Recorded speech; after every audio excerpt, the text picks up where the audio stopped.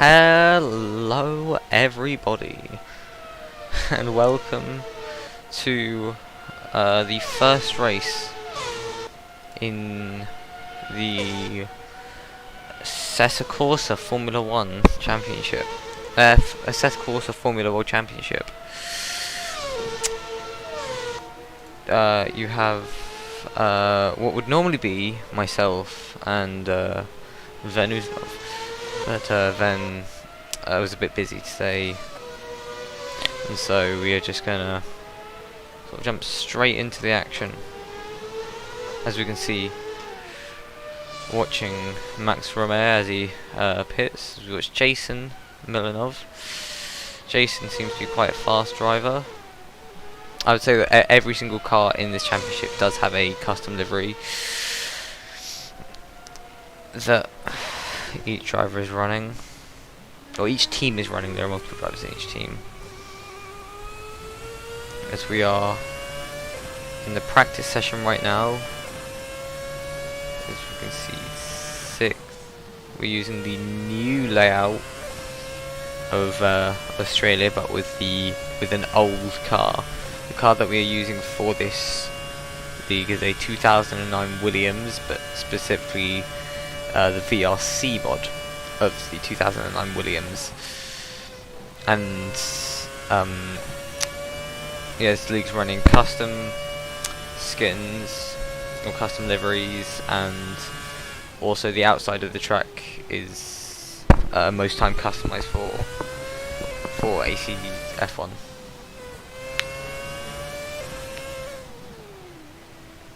Into the final corner we go. You can see there's a map of where each driver is on track in the bottom right, and timing for how fast or slow each driver is in bottom left.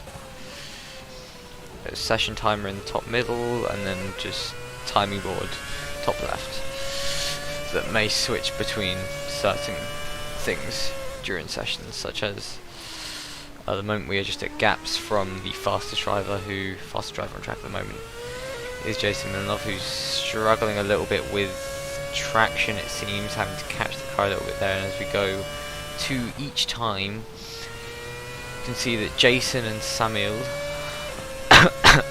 seem to be taking up the front of the grid.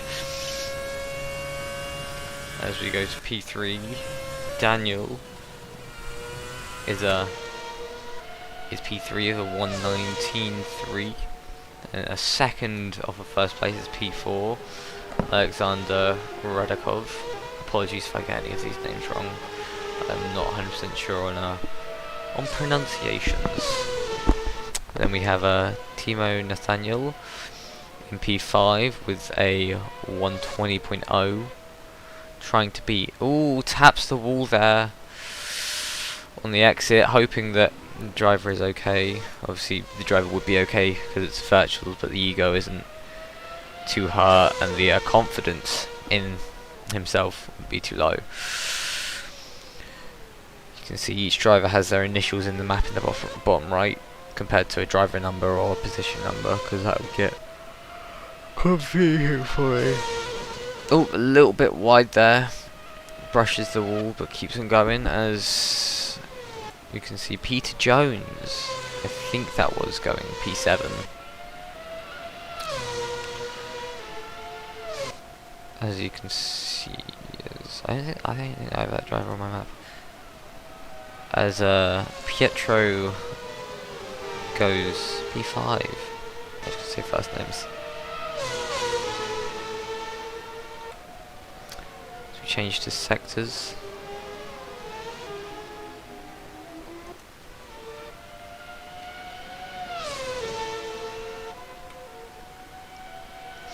And just take it to compact, just so we can pay attention to the cars on track. Went a little bit wide at the corner there, did Jason, and you can see lots of drivers heading to the pits now, as they are running a little bit wide in this session, or just struggling a little bit with the car, it seems,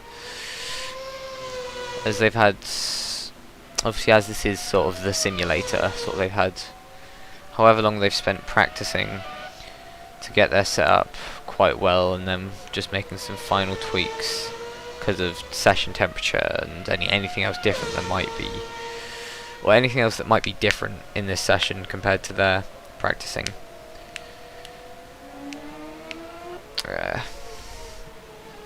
Double check that I'm actually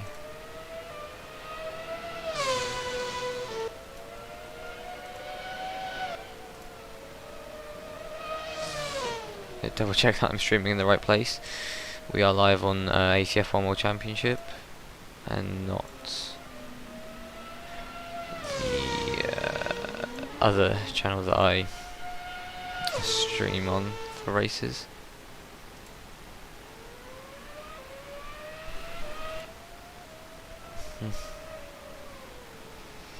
As for the Austrian Grand Prix a while ago, in the other series I commentate, went a little bit awry. Oh wait, that's all on screen. Apologies for blocking out the screen there. I thought it was showing the the racing. Apologies. Yes, Samuel in P2, Timo P6, Max P9, Imran P10, Nicholas P12, and Janik, who has gone deep at turn, I don't know, number names, I want to say turn 30 for some reason. 8, 9, 10, 11, 12, 10, 12, okay. Just getting the car spun around. Yeah, I'm just gonna pay attention to sort of all the drivers on track at the minute, because as we run a different sort of lower camera to the cars, as we watch Jason on his lap into turn 1, braking sort of 75 meters what I would in F1 22, but I'm not quite sure on these cars in this game. I haven't done any practice because I'm not racing. Yes, so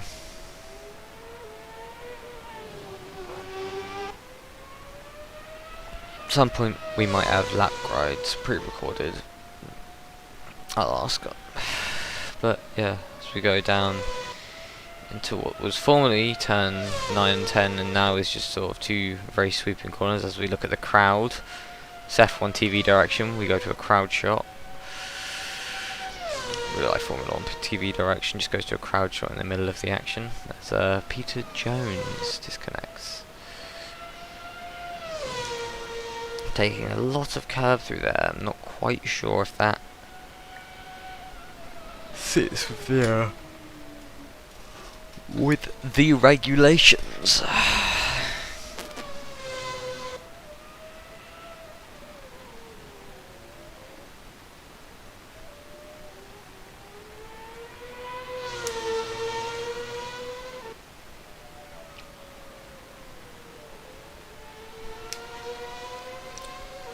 Oh, the lap's over, sorry, but I got a little bit distracted. But as we can see, Samuel seems to have disconnected. As we have the drive, I myself looking at the drivers in each of the team radio chats.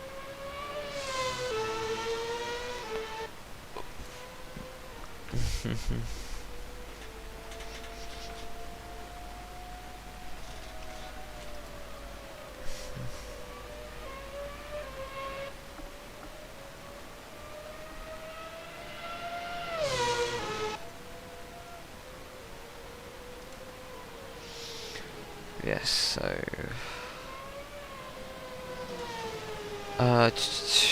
race calendar, that's what I'll look at for now.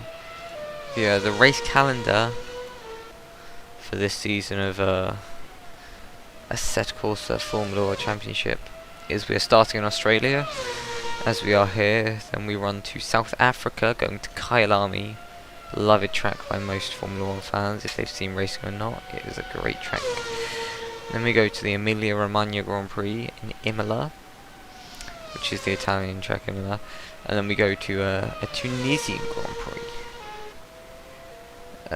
I do not recognise the track, but as we have some Tunisian drivers and this is a virtual racing series. Apologies for the yawn there. Yeah, as this is we have drivers from sort of all over the world, and we are racing virtually, so we don't need to worry too much about where we're racing. We can sort of race where we want without worrying about track contracts and everything that real life has to deal with. As we look at the almost Caterham-esque car of Peter Jones in the Deer GP. I think that is the Deer GP car. Yes, anyway, back to the race calendar. We got from round 4 in Tunisia to round 5 in Austria, Spielberg, which is the A1 ring or the Red Bull ring. Oh, that's the names it's known that they're all the same place. Then we go to Hockenheimring for the German Grand Prix in round 6. Round 7 is run through the streets of Monte Carlo and Monaco. Donington Park hosts the Great British Grand Prix instead of Silverstone. Then round 9 we are in Belgium as Peter John spins there. The car seems fine, didn't quite hit anything, seems to be out of the way. Ego and trust in the car might be a little bruised. Oh, as there's a collision there between Nicholas and Peter there. Hopefully each driver's fine, and hopefully everything's fine with the car and there's no damage, and they can just sort of finish the session and then get themselves in a better mindset for qualifying in 50 seconds time. Anyway, after we run Spa-Francorchamps in Belgium, we go to the Italian Grand Prix in Monza. Then we go to Brazil, which is the Interlagos, which I think it has always been. And then Suzuka to round off the series. There's a driver there. In the plain white car, is that there's reason either I haven't got a correct livery or that is just a plain white car. As we see Cadillac Craft, I'm gonna go have a look at which team each drives in. You have the overdrive car of Cadillac and Nicholas, both in the overdrive team. And then I run over to our good friend David Pachel. He is in a Race Tech car. Here is the Force Tunisia car. The Minty Fresh car is driven by... It's a very nice car, this Minty Fresh car, actually, in my opinion. It's very nice. It's a nice mint colour to it. Let's go to Jason. Jason Milanov is in the Melamage. His teammate just ahead of him there. You can see you can get two of the same car, the L Plan. David Pachel in the Force Tunisia. Is that Force Tunisia?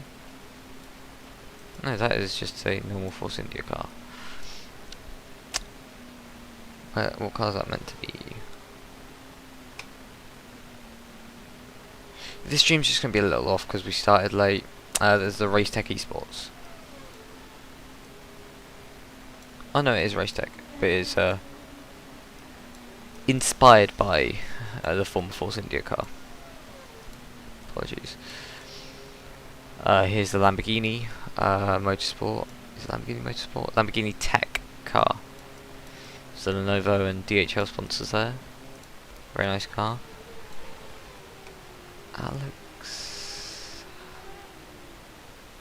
Yeah, Quail Racing as the session comes to end there. There wasn't really much to talk about in the ways of thingies.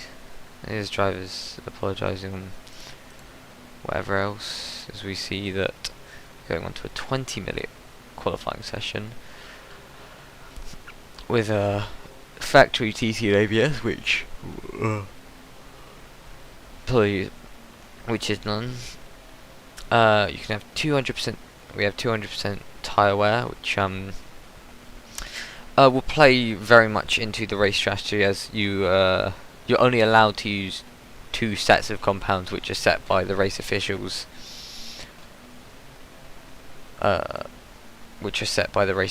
Pre-race, and you are unable to change them. As we go look at the car of the driver that topped the first practice session of this season.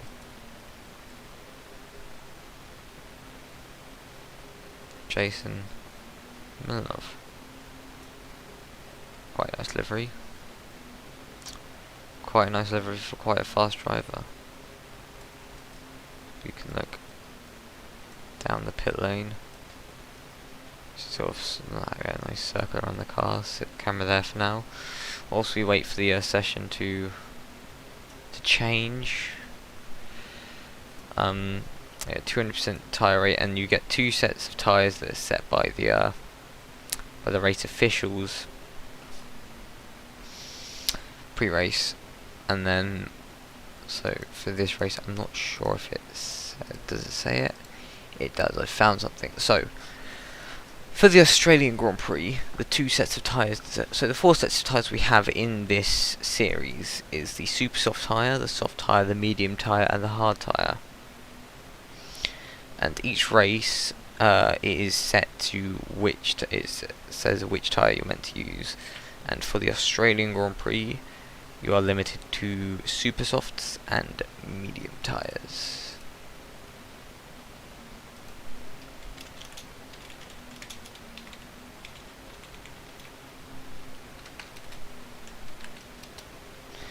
You're limited to the super soft tyres and the medium tyres.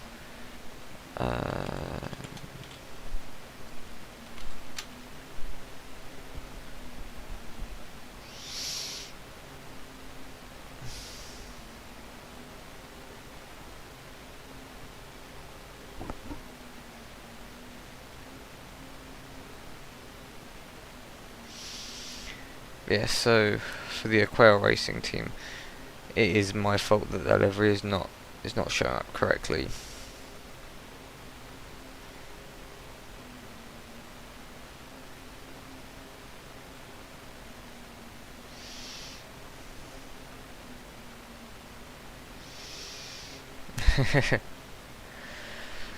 Oh, it's very warm in the United Kingdom. Obviously, for Australia, this heat is sort of normal for their summer. This is a winter kind of weather, sort of 30ish degrees. But being a British myself and being sat in a room with a rather quickly heating up computer does not bode well.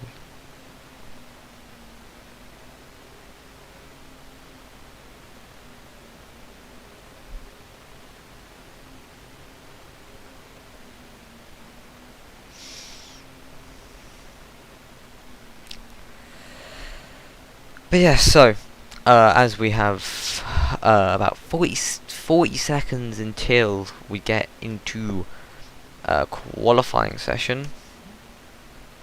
From what I have heard and seen from drivers is that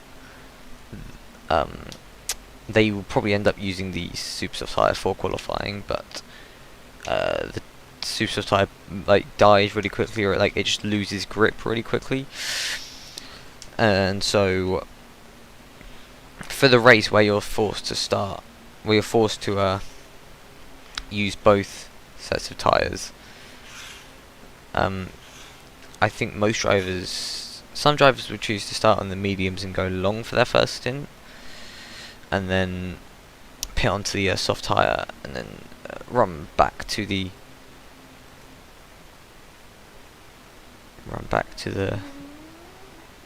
mediums. sort of run to the, or some drivers may decide to start on the super soft and run to the mediums, or it could be run mediums for most of the race and then run softs at the end. Oh, interesting. Why are so many why is going on? So I saw some drivers going out and then some returning to the pit lane again.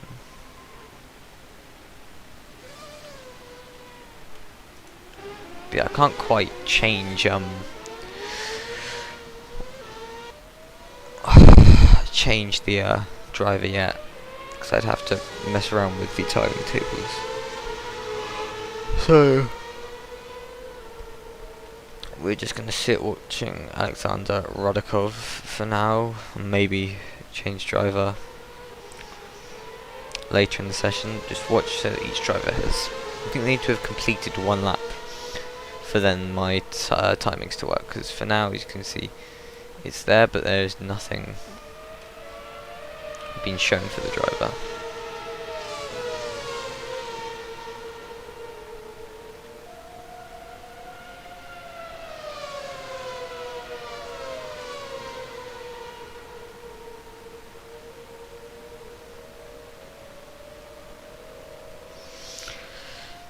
As we have quite a far away shot from the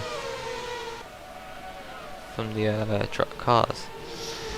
So we change where the cameras are situated. Not quite the best place all the time, but there are definitely worse places. Cameras can be sat on the car as we look at the driver as he comes through the final corner. We run on his front wing just to see how low the car's actually being run. Braking about 75 meters, taking a lot of curb through turn 2. Little snap of oversteer there as we come down to turn 3, braking at the little green box there you saw. As we jump next to the driver's head, turn 5, just sort of try and avoid that really tall curb on the right there. This is just stuff I've learnt from driving the game in general, braking about 65 meters. So there's a driver ahead of us, which we are able to quite easily pass as we come through the quite new reprofiled section of the track. We go down into the sweeping left-right to what, 10, 11? I'm going to say what and then say random corner numbers. Yeah, because this is turn 12. As the driver is getting out of the way there. And here's turn 13.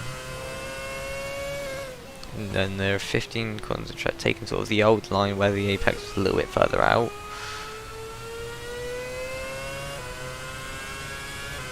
And crossing the line to set a 120.802, which isn't quite as fast as Peter Jones with the 119.06 as we ride off board of the Dear GP car. I'll try and say as many team names as I can, but it will probably just be Samuel Ivanov in the Breaking Point racing car there. Again, I think that might be another car with the incorrect livery. Yep.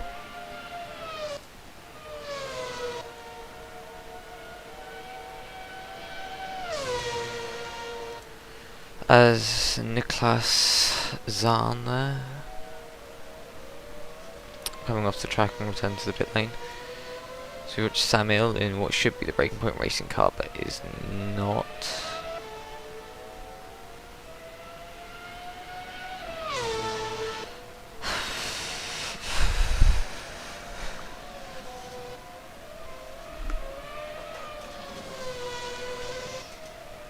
There was a lot of curve there used on the exit. As we were watching Samuel Ivanov, who set a 191 dead, which is very nice to see.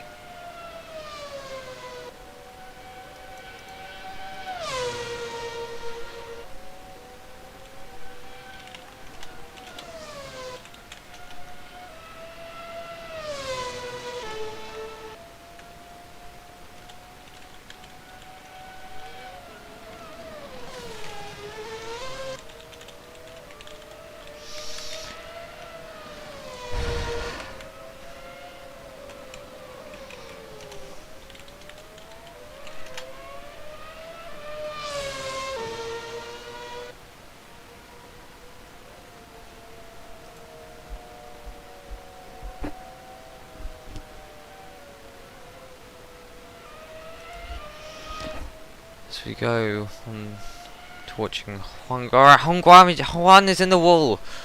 Juan is in the wall. Hopefully he is okay and the car isn't too badly damaged. He was able to get it back to the pit lane, which is all good to see. As we go back to, as we go to Jason, his teammate. As we go to Jason, who is driving fine. He is P6 in the session at the moment, which is I'm not sure if that's good. He's about 3/10 off the pole position time. But that could still put him P2, being 3/10 off. Because P2 at the moment is 5/10 off, so as long as he can keep this pace, he should be fine. We're looking at about 43, 2/10 off, so he's looking at P2 at the moment for Jason Milanov if he can keep this pace up all the way through the lap. Going down to turn 12, which has been reprofiled to be quite a sharp corner, or a sharper corner than it used to be, and then to turn 14, which has an earlier apex than it did last season. So he goes to cross the line. He sets a 119.8 or 119.889. He lost a lot of time in that third sector there, which only puts him P4. As we go down to a couple of drives further back in the overdrive car, we have Cadillac Crafter crossing the line to set a 122.1, which is 3 seconds off of pole position time. I think that'll be either a slow or an in lap, maybe. No. Let's have a look at Pietro Luigi. Pietro coming through the reprofiled corners from the lot 2019's Australian Formula 1 Grand Prix layout. Go down to turn 12. Should really name these corners. That's a good track. Good tracks that have named corners, like Monza and Spa. Going down to the penultimate corner of turn 14, and the final corner of turn 15, which is sort of fast, sweeping-ish right-hander as he goes to start a lap, and we ride on board with him down to turn 1. Fourth gear through turn 1 and 2, lots of curb usage, too much curb it seems, taking it slow and returning to the pit lane. As we ride on board, halfway through a lap, Samuel is 1/10 up on his former pole position lap time. Could we see 118s this session? Could we see a 118 this session?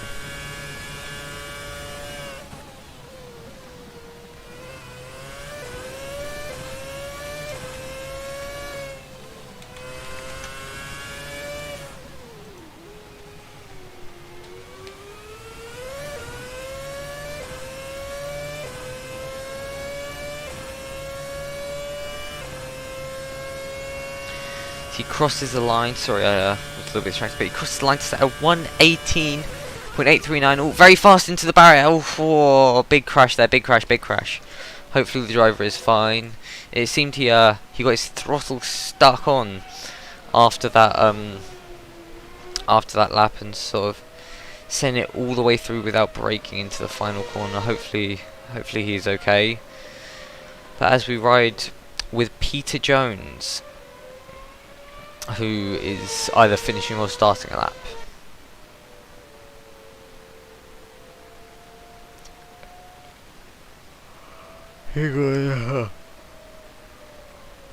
Pardon me, I apologise for yawning again.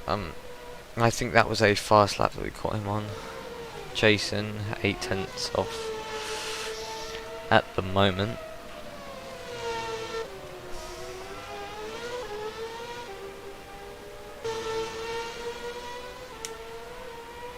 Takes it through the final corner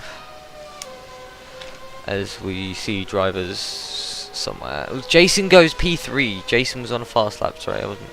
Jason was already P3. Sorry, I'm distracted because I noticed that the colours in the bottom right changed. As we go, watch driver who's a little bit further down the grid. We'll see Juan Grummage on a flying lap through turn 3 and turn 4, and then quickly into turn 5. There is a minty fresh car ahead of him who's going to slow down to get out of the way.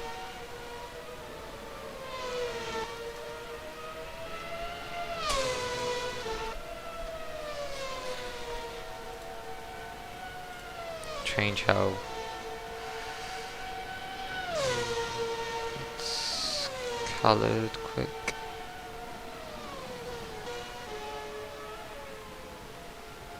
Oh, that was wide from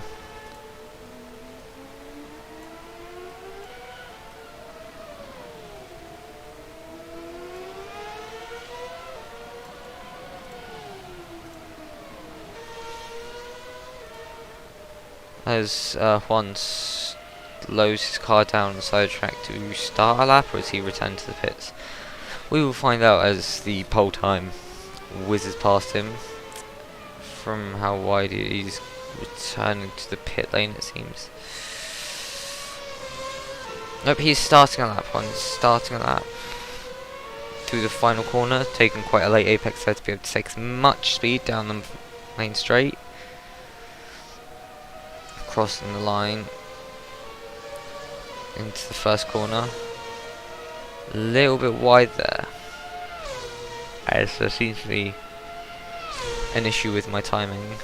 So we change drivers to watch Pietro Lungi as he goes a little bit wide. I'm not sure if he was all full tyres there, but as he goes a little bit, as he clips the curve a bit too much, ends up going wide at turn 12. Seems to be turn 12 we're catching just a lot of drivers, watching them and then seeing them go off. As we swap to the driver place just behind Pietro, going all 4 tyres off the track there. That lap will be invalidated. So we jump to the driver behind him, who's also on a fast lap, of Max Roma. Coming through turn 14 up to the final corner. Timing isn't quite working, it seems, because it says he's on a 2-minute 40 lap time, as he stays P11, but he sets his personal best lap time.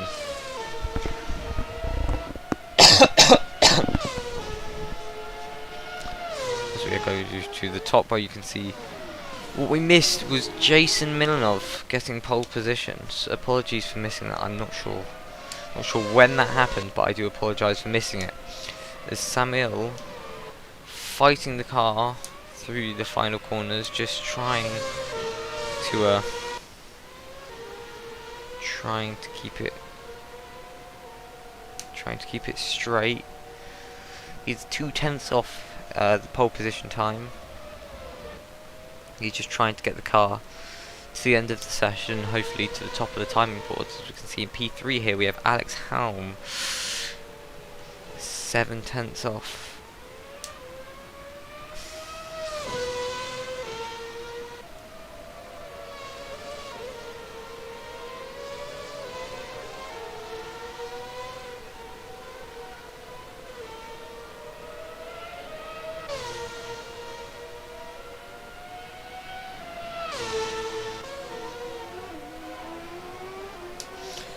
As we can see, the drivers at the front are out on track. Apologies, I'm getting a bit distracted today, but for next week's race I will make sure to have... as there is a driver of Jeremy Guth stopped on track there, spinning it round, trying to keep it on track, and Juan Grummage taking it slowly in the gravel trap of turn 12. As we go on board to wonder what is he up to.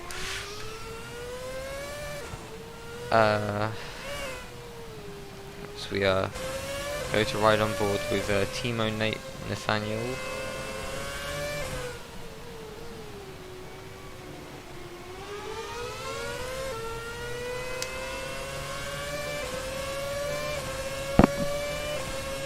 As he finishes his lap to go P7 with a 119.972, breaking into the 120 barriers, which Daniel Patchell hasn't quite broken as he exits the pit lane. We go right on board with Jason Milanov now, who's fighting the car through every corner, using as much of the track as possible, taking third gear through turn 3 and 4. Ooh, as we get very close to a car there, as we go off board for some TV cam shots. So we watch for the first sector time, or the second sector timing. Can he beat his time as it stands? He is 2/10 up on his time as it stands, going through quite a fast section of the track, not invalidating, keeping it on the track as it should be. Down into turn 12, 13 and 14, 14 being the penultimate corner. As we go down into turn 13, and now we go to the penultimate hairpin, into the final corner. Here we are, final corner, fighting the car through, taking it to the line. Can he beat his pole position time of a 1:18.79? He does by 2/10. He sets a 118.522, pulling further and further away from Samuel, who seems to be struggling a little bit maybe. I do apologise that I don't have the correct livery for Samuel for the next race. There's a bit of a lock up there coming into the third to last corner, taking it very slowly as he's starting a flying lap, it seems. Down the main straight we come as Jason returns to the pits and will not have much time to start a lap, as we watch Samuel to see can he beat his P2 time and can he beat Jason's P1 time of a 118.522. Through turns 4 and 5 here, seeing can he beat his first sector time. He is down by 2/10 on his first sector time. Can he? Oh, and he's wide there. This lap must be invalidated, or he just can't find much more time. Which that puts for now. Samuel is P2. Jason's P3. As we look at Alex Helm, seeing can he beat his time. Nope, he sets a 119.4 and stays P3.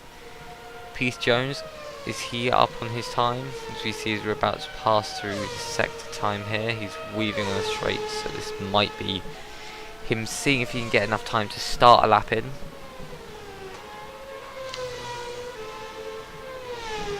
As we look at each driver's times, you can see about half of the grid, or exactly half of the grid, have broken through into the 1 minute 19 times. The other half haven't quite made it through. Daniel Packle being very close to the 120.020. So close, but also so far. As that is the end of the session. When we look at sectors, you can see Juan, who is on a lap at the minute. I'm guessing the white Texas drivers that have finished their session, as Juan Grammage foot flat to the floor to try and cross the line, set a fast time he already has. He sets a 1 time, it doesn't stop there. As we look at Jason Milanov trying to set a faster time. He's a 10th, almost 2/10 off of his pole position time. I'm not sure if he'll be able to find the pace through this final sector. As we can see, who's that there? Cadillac Crafter enters the pit lane as a Juan Grammage is coming through the beginning of the lap. And Pete Jones finishing his lap now to be the final driver to finish the lap. Can Jason beat his time? 1:17, one timer doesn't stop, all drivers stop, as that is the end of the session. And as qualifying finishes there, we can see that Jason Milanov takes pole position for Milamaj. Oh my god. Milamaj Motorsport. P2 being Samuel Ivanov for Breaking Point Racing. P3 Alex Helm for Quail Racing. Did Samuel set his fastest lap time on mediums? And so did Daniel. Ooh, interesting. Peter Jones in P4 for... Peter Jones in P4 for DGP. Pietro Luigi in P5 for Lamborghini. Lamborghini Tech to be specific. Juan Grammage for Milamaj Racing. Oh, Milamaj Motorsport. Oh my god, there's so many M's. Alexander Radakov for Lamborghini as well. Timo Nathaniel driving for Bejau Racing. Daniel Patchel.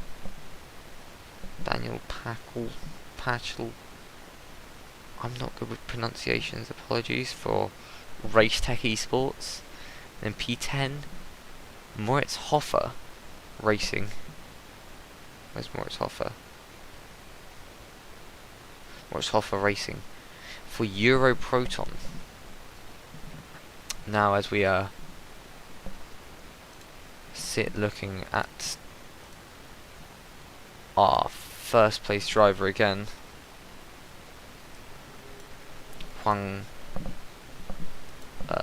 Jason Milanov, not Juan Grammage. Juan Grammage 6th, but his teammate just ahead of him, you can see here. There's one. Stone cold and full of determination. The Spanish Inquisition on its way as we sit looking at our pole sitter for today's race.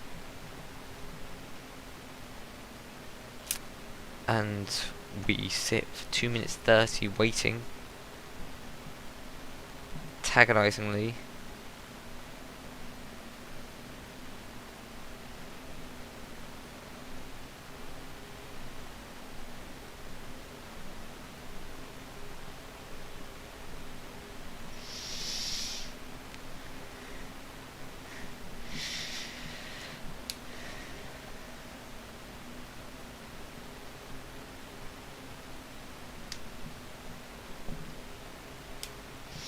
Me, 1 minute and 50 seconds to go. This has been, apart from the few hiccups at the beginning of the stream where I was struggling to join this session, apart from that, the stream has gone very well. Commentators curse, the race will go horribly, but otherwise everything's going well. Haven't had too many driver crashes.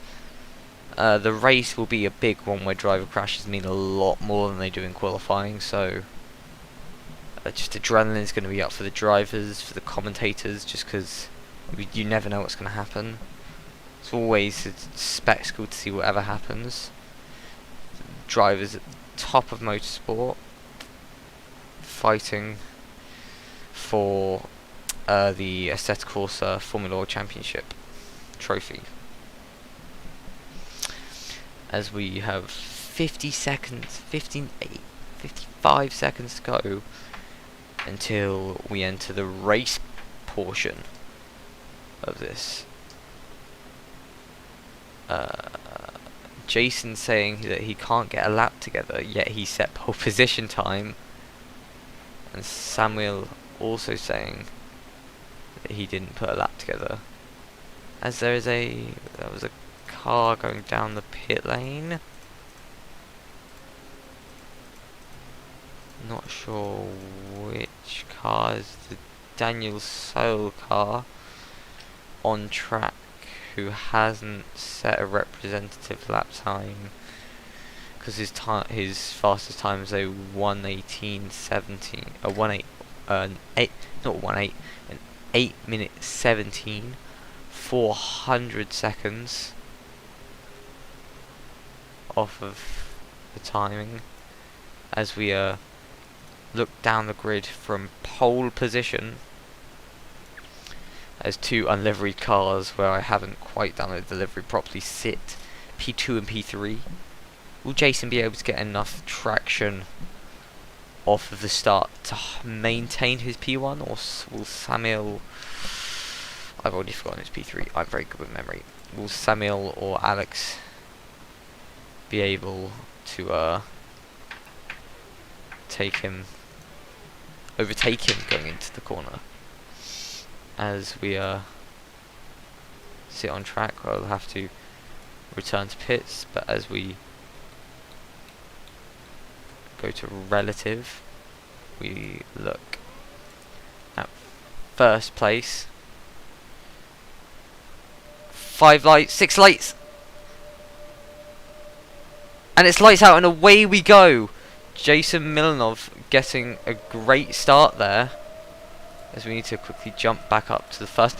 Alex Helm, Jason, oh, the air drivers have gone straight on. Some drivers have gone straight on there, but Samuel P1, Alex P2, Juan P3, where is...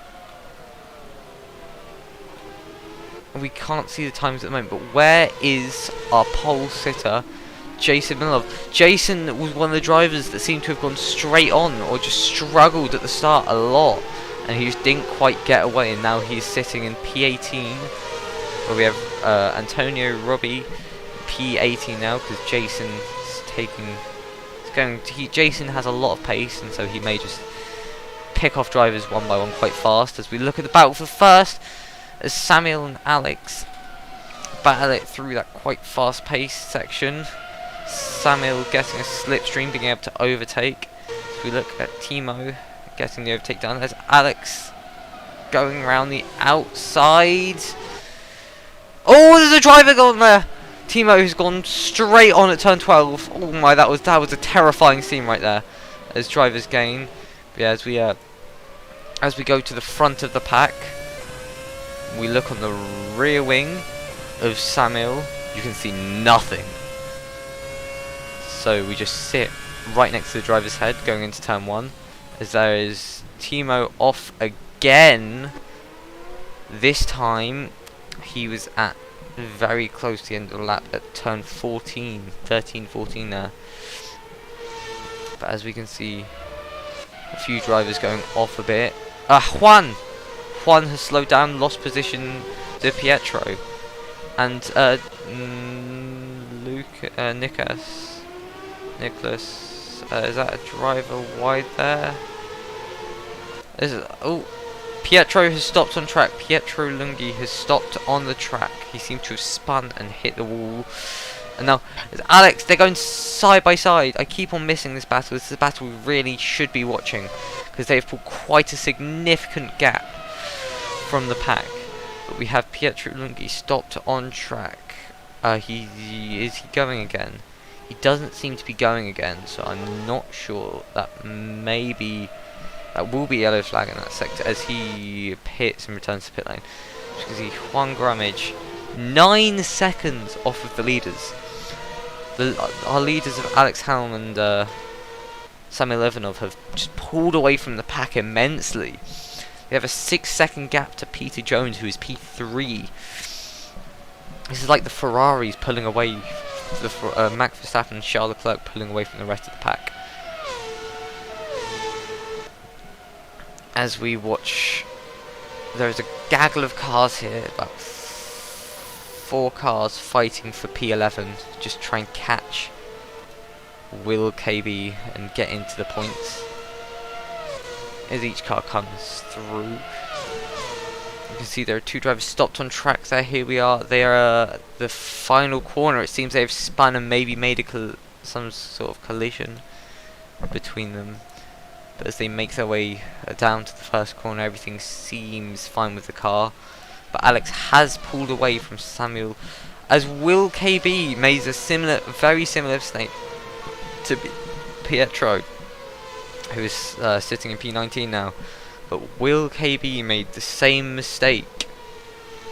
Is that a mistake that we'll see from a lot of drivers throughout the race? As Antonio Robb loses the position to Yannick Bauer.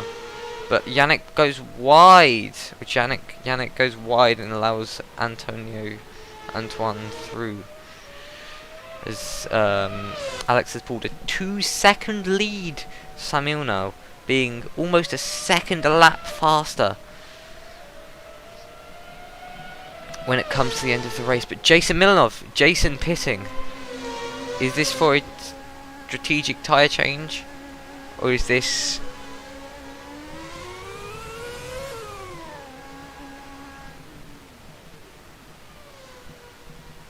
as he stops, changes tyres and exits to the pit lane again. You can see drivers passing him there as he exits out.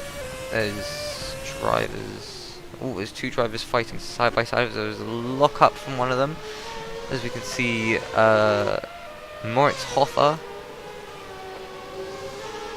and Nicholas Zahn fighting for position. As we can see here, very close battle between Daniel Packel and it's a little bit slow there, sort of caught the brakes and then locked up the front tyres. Drivers seem to be struggling a little bit with the car on corner exit, as last year we were running 2007 cars which did have traction control.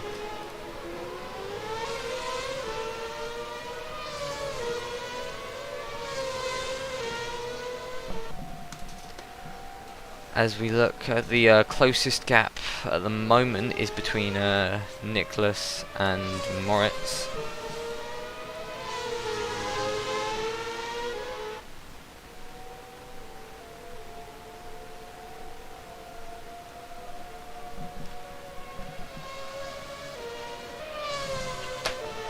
As you can see, Nicholas just slowly closing the gap in. We're about 4 tenths now, as Max Roma is getting very close, as there's an overtake here.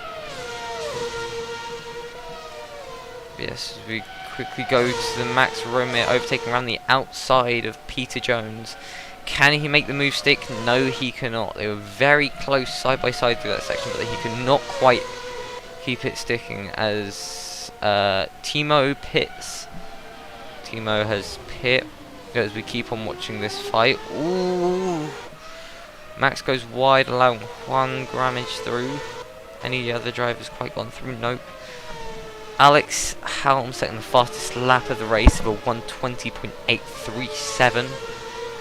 As Juan is only half a second off of Peter Jones and closing in.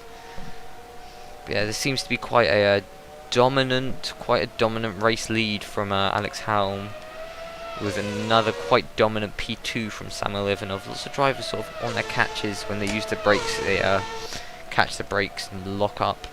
So we're on lap 6 of 29. You can see a pack of about 3 drivers here. It's a pack of 3 drivers here. As we go down into turn 1, is Cadillac going to look at maybe going for an audacious dive bomb? As Imran is very close to Max, going around the inside, which will turn into the outside unless he can have the move stick. Has he stuck the move yet? Is he ahead? I don't think so, as we go off board to see the 2 drivers side by side. Imran for the audacious round the outside, but kept the car on the track, and Max gained the position as there was an overtake here between the there was a overtake here between, what team is that? Between the 2 Euro Proton, which could have been a swap for position. It's Alec Helm sets another fastest lap of the race. Whereas we have drivers pitting. He's spun either onto pit exit or during pit exit. But he has spun. As Max Roma also returns to pit lane as Daniel Patch sets his fastest lap of the race, personal best laps. See Alexander Rodakov catching. Oh, there's a collision there! Alex Antoine Rob going slow and colliding into Rodakov. As Imran is spinning in the pit lane. Not quite sure what this driver is up to. Maybe he's missed his pit box and thought he had to drive the correct way down. But there is a well, there's some front wing damage there. Some major front wing damage there on Jeremy Gunt. The front wing damage for this model seems a little bit janky as the wing is hanging on there for dear life. Hopefully you can hold it on and maybe make it to the pit lane, but that's if he decides to pit. As we can see, a mix of about 4 drivers there, all very close to each other.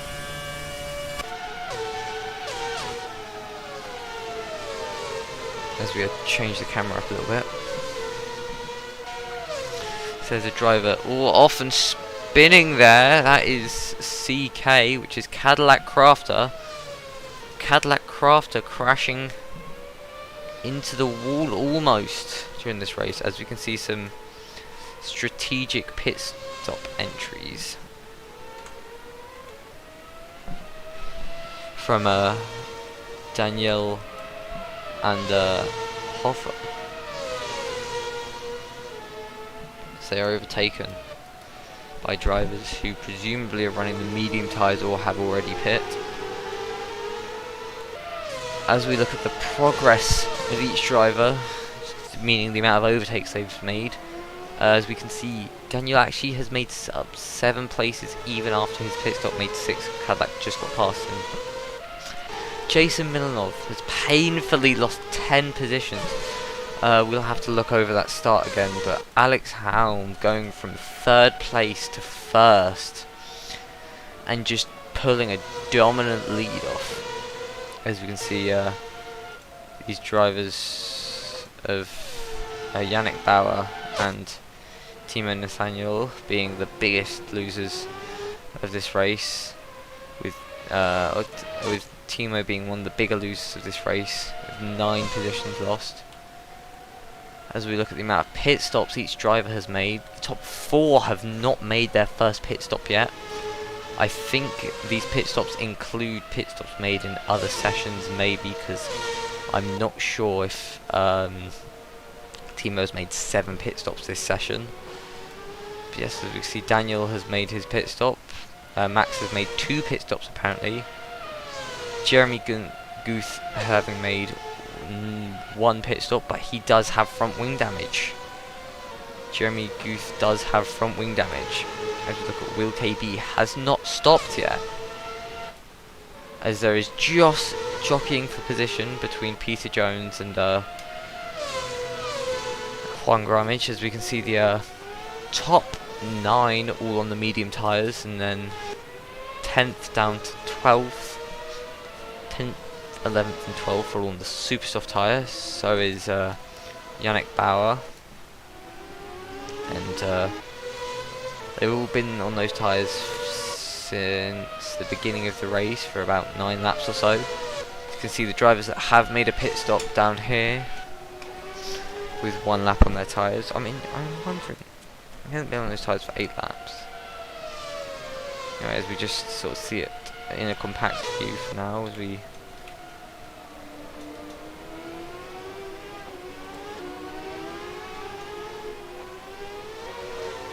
as we see everyone appear back up now, and we see the intervals. Here we are, the interval between each driver. This could be a good fight coming up. There's a lot has happened this race, but not much is happening right now.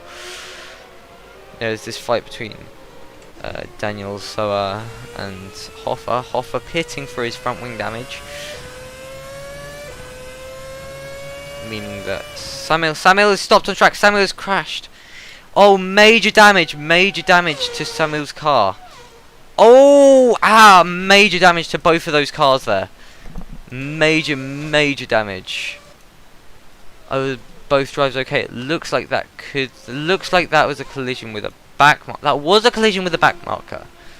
Yannick Bauer crashing into Samuel Ivanov, causing him major front wing and suspension damage, and not being able to continue this race.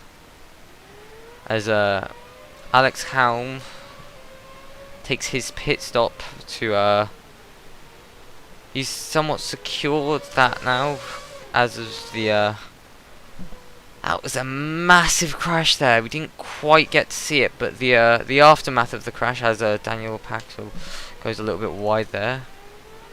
Alex Helm is P3, fighting Juan Gramage for position. But that was a major crash.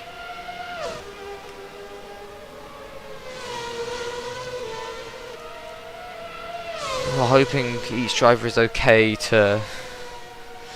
and fit to race next week. As we can see, Alex defending as well as we can with pole going the way, as Alex makes the overtake on Juan Gramage, and can he keep it going into turn 12 though, as Alex just overtakes him with pure faster straight line speed, it seems, because these cars seem to have very good slipstream, because Alex seemed to have a faster pace in the quarters before.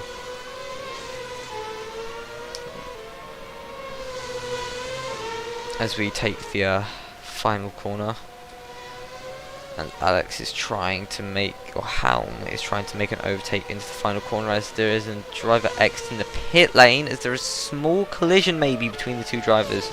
Well, there is a collision there, definitely. Juan pushing Alex off of the track and almost into the barrier, as Alex goes for an audacious move down the inside, and he makes it. Well, that may have been Juan's seeding position due to being surrounded by back markers and sportsmanship from pushing him off, but it is what it is, as Daniel Paxel pits for fresh set of tyres, as does Will KB, as Jason Milanov fighting for points after a major collision at the beginning of the race, it looked like, is P5 now.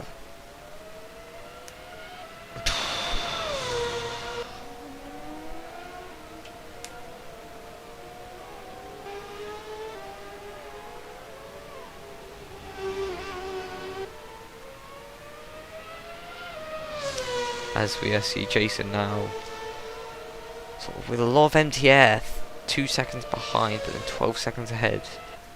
Ooh, as Juan Gramage and Peter both take their pit stops, meaning Alex is back in the lead with 16 laps of this race remaining. As Timo has crashed. Where has Timo crashed? Oh, that is a crash at the final corner. Timo Nathaniel crashing at the final corner. So Antoine Robert is also stopped and returns to pit lane, seemingly having too much damage, as Hoffer being overtaken by his teammate in the Euro Proton car. But let's talk about Alex Helm here as he overtakes a back marker. Is that a back? That is a back marker. This has been just a dominant lead for him. After the first 5 laps maybe, he was just leading the race, commanding the race, as he goes wide there. But still, he has led and commanded this race from the lap 1. He had an okay fight. He had a fight with he had a fight with Samuel Ivanov at the beginning, and Samuel was slowly peeling away. He didn't quite have enough speed. As Cadillac Crafter there is spun at the penultimate, between the penultimate and final corner. As we can see, Will KB catching Jason Milanov and Moritz Hoffer catching his teammates Daniel Searle. But again, butchering names and speaking about this Alex Helm. He's had a dominant race lead. He's been the fastest, he's set the fastest lap. He didn't top any of the previous sessions. The race, the practice session and the qualifying session were both topped by Jason Milnov, who just had a horrible crash at the beginning of his race, which ruined him for a podium, it seems, for now. But he's fought his way back to be able to claw some points, and there's still a lot of this race to go, so he could bring a podium in. He is very fast. He's a very fast driver, as he's 2 seconds slower than the driver behind.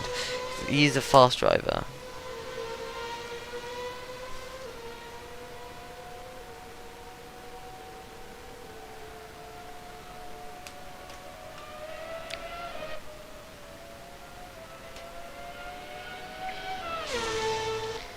As there is an overtake for position between the two Europroton cars, just sort of swapping position to keep their race interesting as they speak in their sort of chat.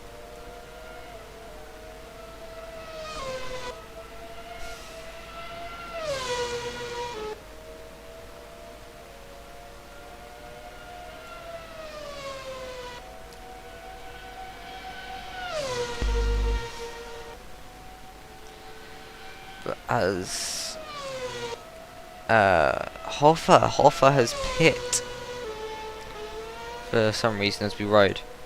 Let's get on board with Alex, because he has had next level pace day. I'll let him finish the final sector with me talking as Cadillac Crafter. Cadillac Crafter has had a bit of an off, and he has some major suspension damage, it looks like there. He's gonna have to take this back to the pit lane, but Alex Helm, let's just ride on board with him for a lap of this Grand Prix.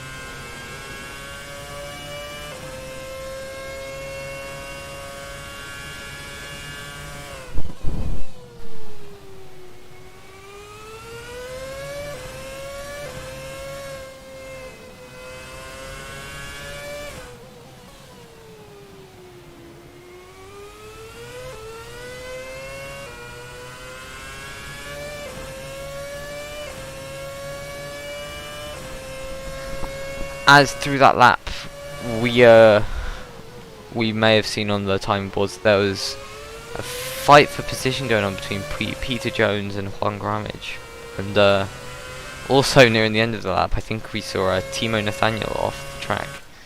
Let's just watch this great fight which seems to be happening between Peter Jones and Juan Gramage. Peter just fights as hard as he can to try and make it back to the front of the grid. He's already at the front of the grid, but to make it to the front row. From how this looks at the moment, it seems to be this podium itself is very much secured in the 3 drivers, we're guessing, as long as there isn't any major collisions between the drivers, which we have seen a little bit today.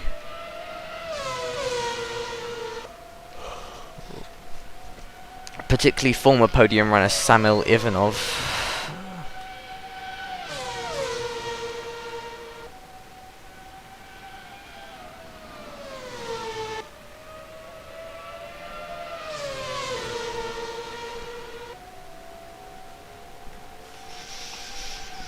yes, as we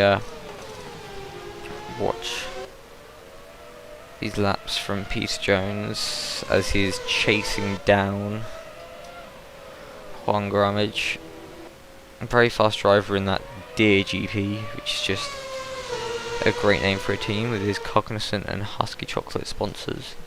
And you have Juan Grammage as we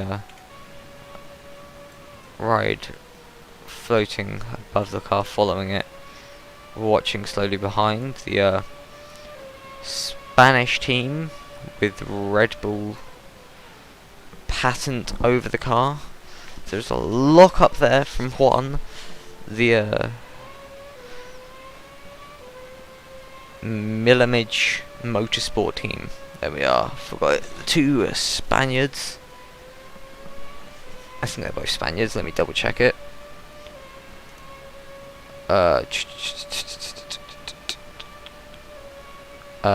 No, Milanov is Bulgarian, not Spanish.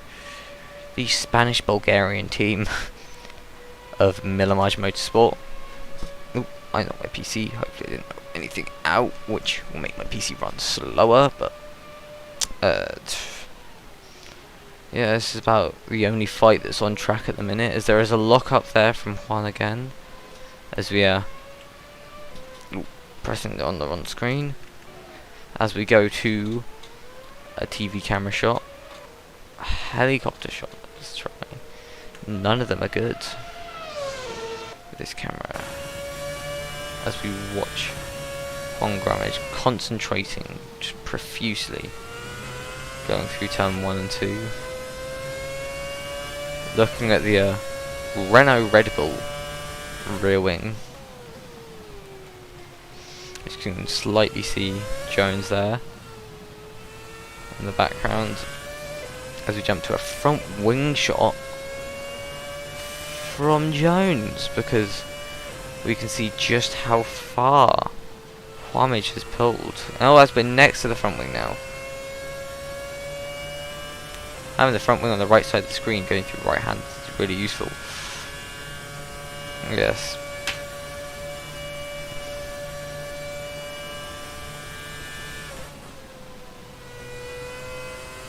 All the car seems to be phasing in and out of camera view as we watch the suspension. And now we sit back next to Jones whilst he is in the cockpit, as we have 9 laps of this race remaining. What action will unfold as this race comes to a close? We are very much past the halfway mark now.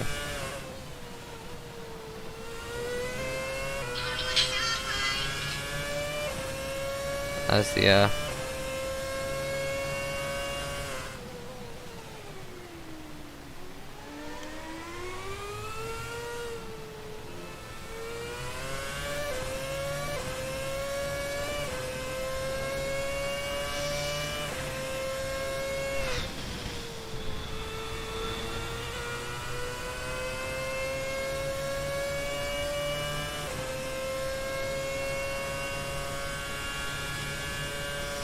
as Timo, from his name going red on the timing boards, means that he is slowed down significantly or stopped on track. Because in another race that I commentated, the Formula June Grand Prix,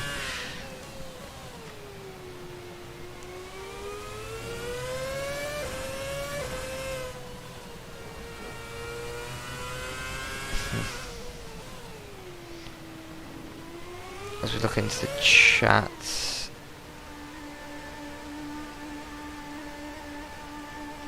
as Peter Jones pits, as Jason Milanov stopped on track as he has gone off at turn 5, it looks like.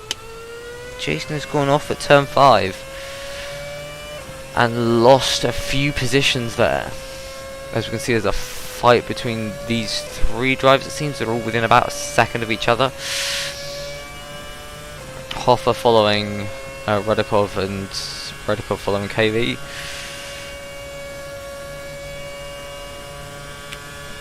As I look at a team radio we have from Samuel Ivanov, he seemed quite displeased with the actions of the driver that he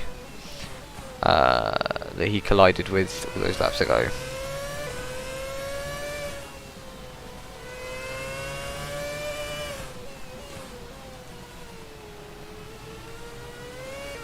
Ooh, as Rudakov pits, and Alex Helm is in the pit lane as Juan Grammage is coming through the final corners.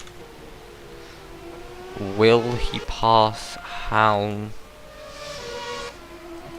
down the main straight? Helm exits the pit lane, staying ahead. Yeah, he stayed well ahead of Grammage there. He had a very big overcut there between himself and Grammage. There is a very close battle here going on between Milanov and Hoffer. No, Will KB and Hoffer. Milanov has quite a nice sort of 6 second barrier at minimum between the driver ahead and driver behind. I've been sat in a position like that before when I drive myself. Ooh, as Hoffer goes a little bit wide and loses any sort of time he had, where he was close to Will there in the minty fresh car. Oh, I'm tired.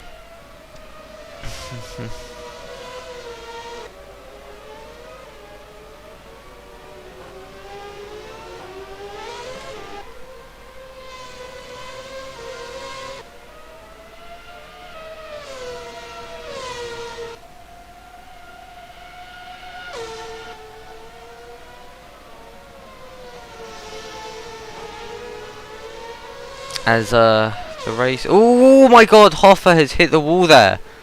Oh, return to pits just in time to be out of the way of his teammate. He is returning to the race after resetting to the pit lane.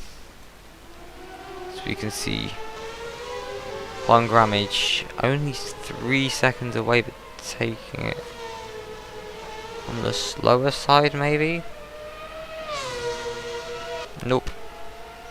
Just sort of felt slow because of how fast some of the cars and some of the drivers are. As we watch Alex with a back marker very close to him. That pole through that part of the track is so annoying. You can see this back marker is sort of like fast enough to keep up with Alex, but not quite pace. This has just been a commanding win, commanding lead. We still have 6 laps of the race to go. Anything could happen. We could have punctures, we could have damage, we could have back markers get involved like we did earlier. As you can see, there's a driver stopped in the middle of the exit of the corner. What is this driver doing? He has hit the wall because he has a broken front wing, but he was sat just in the middle of the racing line there. Interesting to see a driver just sort of sat there, not something you see every day, as we have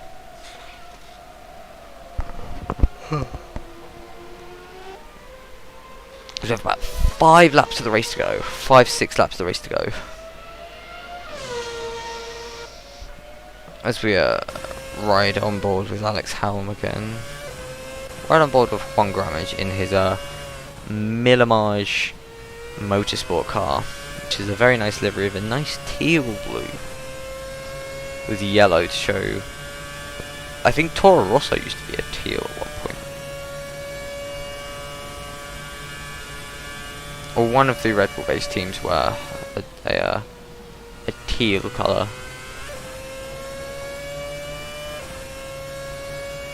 As we come down to turn 12 and turn 13, we got turn 13 as we take the penultimate and final corner as Jeremy Guth disconnects. Oh, Juan is pitting. Juan is in the pit lane, changing his tyres again, And as we look at how much progress each driver has made now, oh, it's changed up a lot now. As we can see, Daniel Daniel has made it up into P6 with a 12 place improvement to his position. Next best driver being Max Roma with 8 places improved to his position. If we look, each driver has pit stopped about 4 times. 4 times pit stopped. And Timo has pit 15 times during this race. Jason Milanov with 10 pit stops. These drivers seem to have, while normally with 100% their tyre wear would be slightly higher and they maybe have 1 or 2 more pit stops, but with 200% tyre wear, the tyres are just disintegrating away so rapidly. It means they just cannot keep the tyres, and so one small look up for these cars, just like Jason just had there, one look up can mean the end of a tyre set if you're not careful.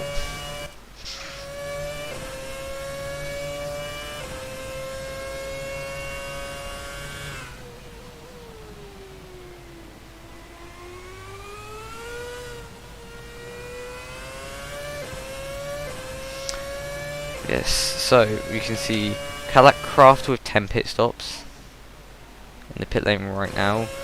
Timo with 15. Jason being a very respectable 6th place with 10 pit stops. He has a lot of pace, but it might not be quite as nice to the tyres, or maybe damage from collisions and maybe mistakes from hitting the wall could have caused to make probably just one too many pit stops. As we go to Alex Helm now, changing to looking at what tyre he is on. He is on the super soft tyre, which is an interesting choice, which means he'll probably go to the end on this set, and most drivers will probably go to the end with the set they're on. And we just look at the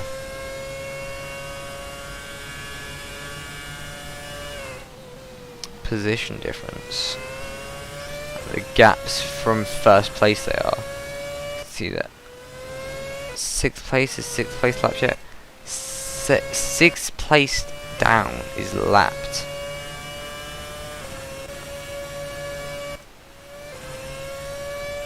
And we probably won't find 5th place lap, so the top 5 will not be lapped, but 6th down are going to be 1 lap behind the leader. It's just crazy to show the speed of not only the top 5, but Alex Helm in particular. Again, I've said this multiple times this stream, but it is just amazing how he's commanded this race and just controlled everything. He's controlled his car very well. He's made some small mistakes, but nothing too major that will lose him a lot of time. Made mistakes that maybe lose him 1 to 2 seconds, but with his just raw pace compared to the other drivers, or a little bit of an oversteer moment there, losing maybe a few tenths, but his raw pace being able to take him so much further than the other drivers. As Jason Milanov sets the fastest lap of the Grand Prix, is he going to be able to close to the driver ahead? Probably not, because he'd have to overtake a front running car. But a 119, excuse me, I was a little bit tired, but a 119 Jason Milanov in a race lap. Obviously the fuel would have burnt off by now, but a 119 is still very good. As a 1 minute 20.000 from Juan Grams there. As Cadillac Crafter and Nathaniel are having a good fight. Oh, Timo Nathaniel. As Cadillac Castellano, as Timo spins, Timo has spun, and Is there any drivers nearby he may have hindered? Not quite. Sadly, there isn't any more positions that Timo could lose. There's a lock up there from driver ahead.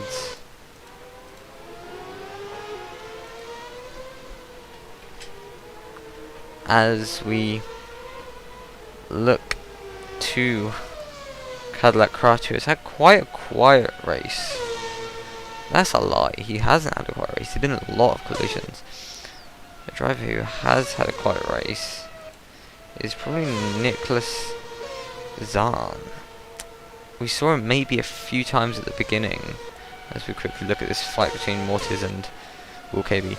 But Nicholas Zahn with quite a quiet race. We saw him in a few collisions sort of at the beginning of the race and maybe in practice and qualifying, but otherwise I haven't really seen much of him, because I'm doing TV directing here, and like I just haven't really seen a gap closed sort of close enough to sort of within a second is where I'm looking. Cause, like, you can see now there's two drivers within a second and the back marker chasing them. If you can look at the lap times, you can see 22:21 and a 38 from Timo. The leader is almost ready to finish this race, just keeping an eye on where our leader is as he crosses the line to win the Australian Grand Prix. Alex Helm, very much congratulations to him as he finishes first in this race. Jason is the first of the back markers to finish the race, and second and third place very close, but Peter Jones and Juan Gramage finishing second and third, as there is an overtake just before the end there, and Max Roma chasing down Daniel Packel. Can he get an overtake done going to the end of the race? But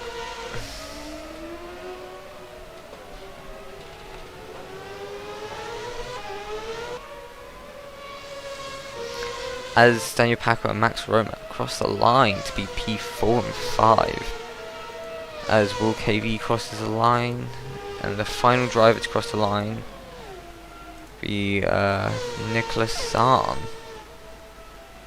As we as that is the end of the session, every driver sort of finishing their race now.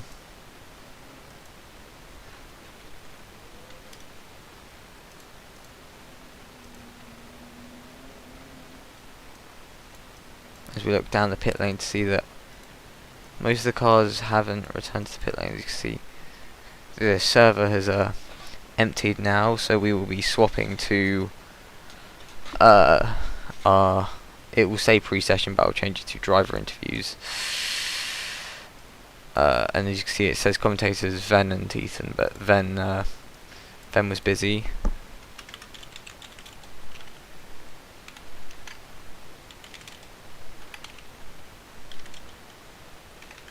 There we are. So move that to center a little bit more, and we exit from the race session.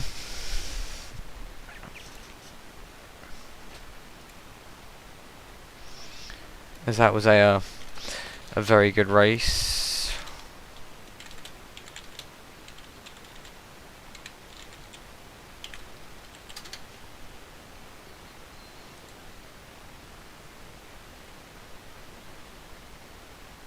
That was a good race there from Alex Helm near Quail Racing, the Finnish driver.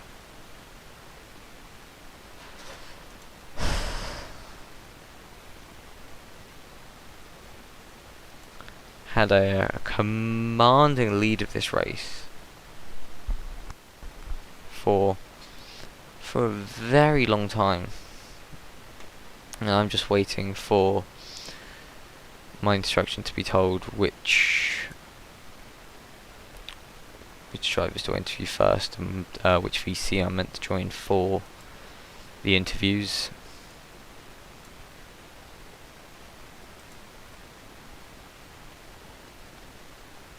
Ooh, as some drivers are leaving the VCs.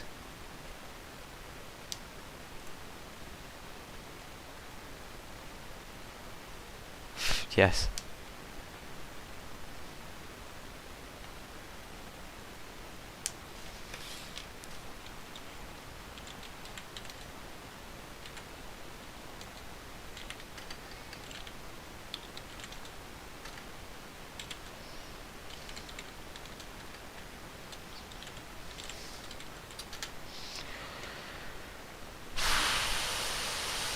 Helms, Jones and Grammage. Did Joy just join their VC?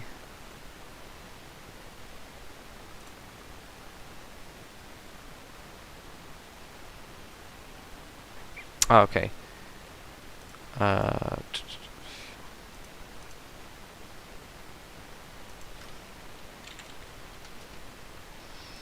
As I wait for the top 3 to join the VC.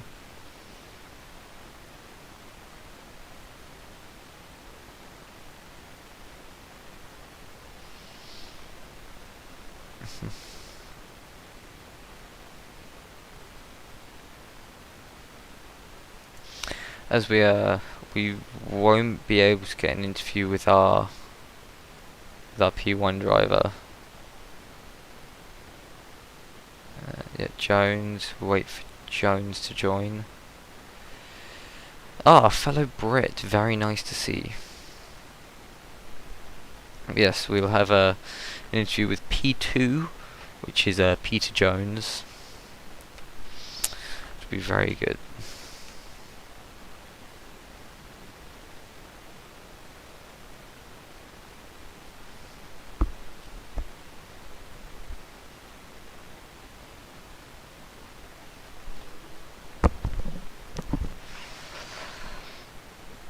As we await drivers for Grammage. I'm not sure if Grammage is still here. No, he's gone, so we might not be able to find him.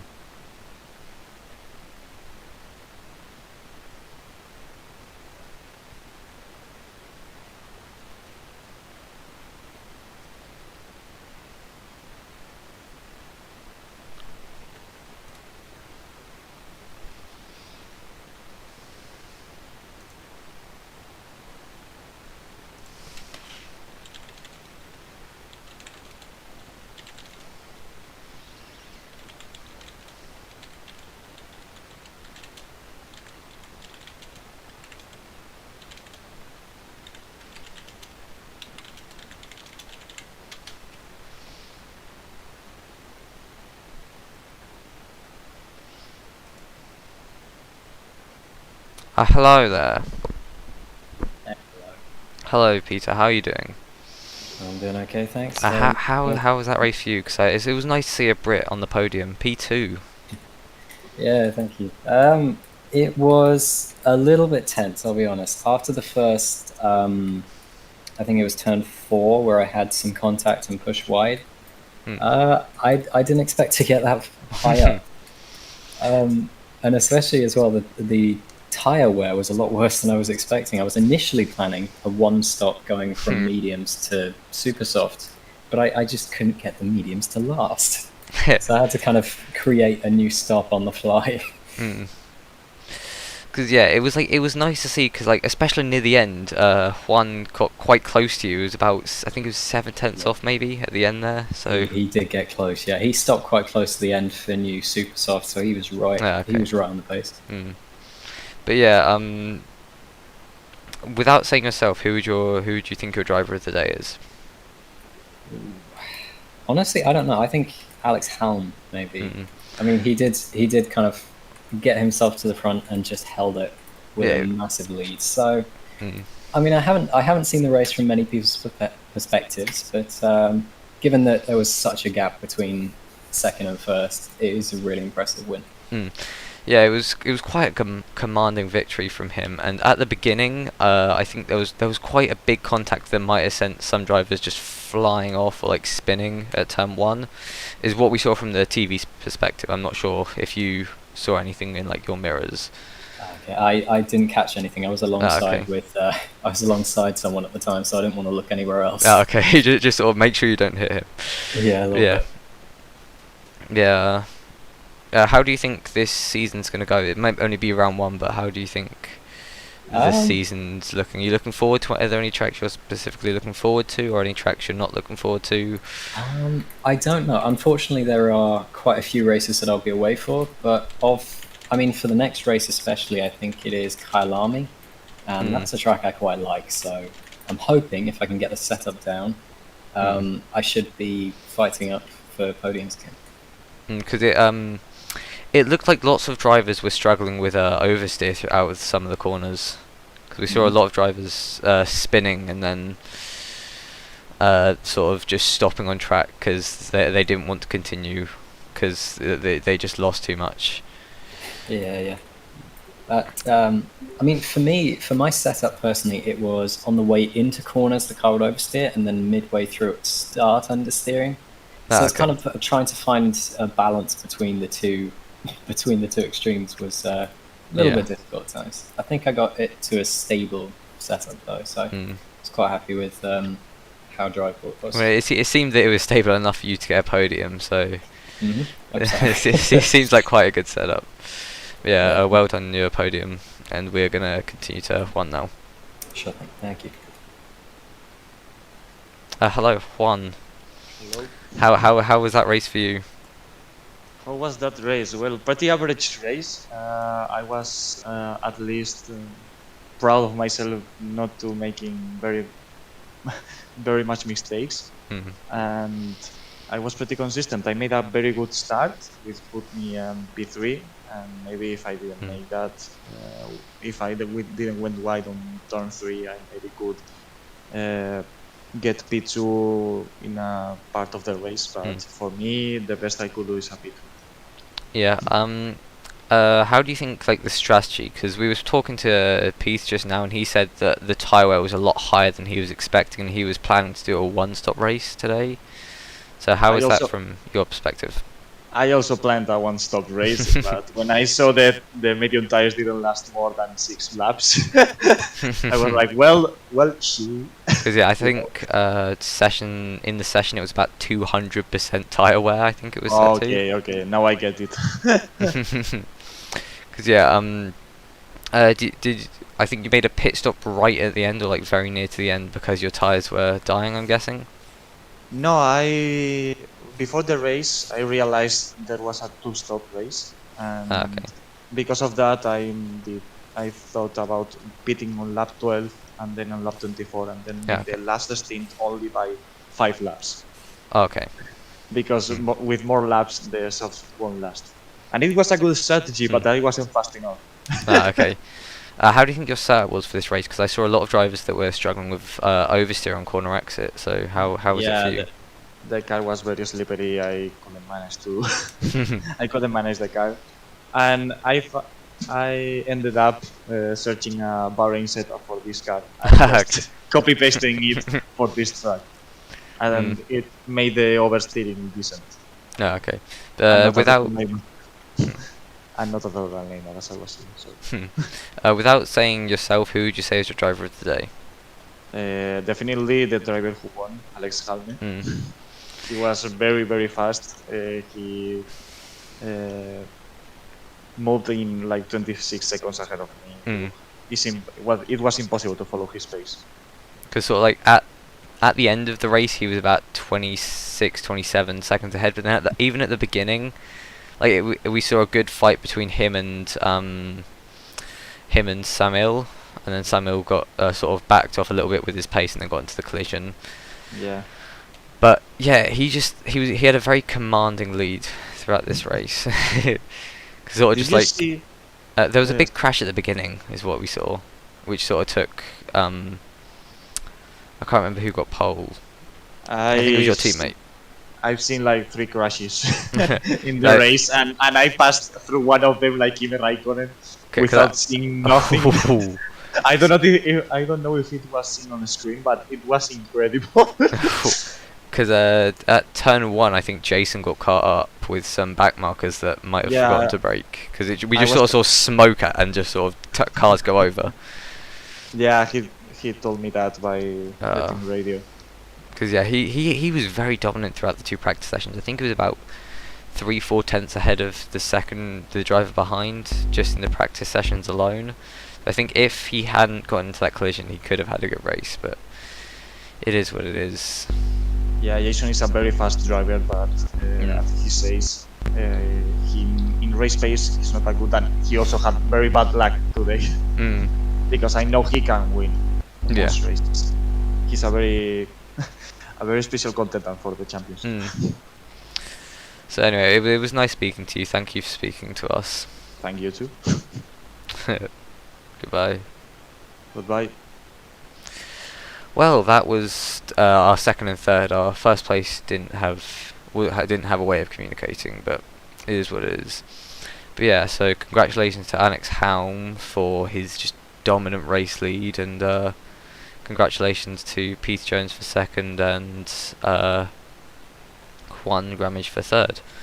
So that will wrap up our race for today. Thank you everyone for watching. Thank you all the drivers for keeping it mostly clean. And we will see you next... I think it's next week for the Grand Prix. No, you'll see it live here. Goodbye.